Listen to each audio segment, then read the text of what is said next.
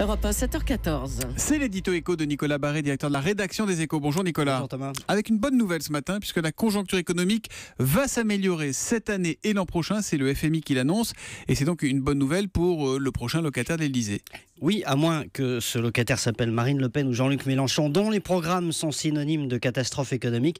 D'ailleurs, 25 prix Nobel d'économie viennent de le dire dans le cas du programme du Front National dans une tribune parue dans Le Monde.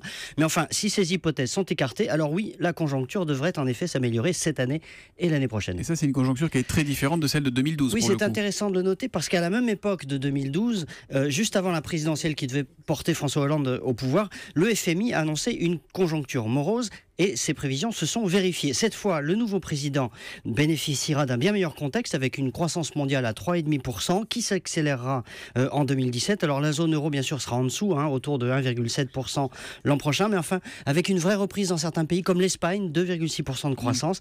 Et encore, le FMI estime que les choses iraient beaucoup mieux sans toutes ces incertitudes politiques qui existent chez nous, en Allemagne, les élections au Royaume-Uni maintenant, le Brexit, etc.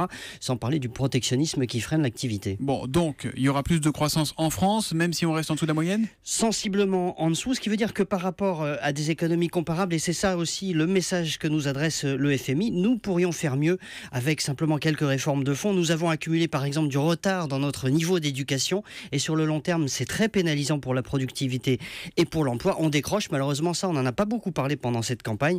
On a également sous-investi cette année, faute de marge suffisante, donc on a un appareil de production qui a vieilli.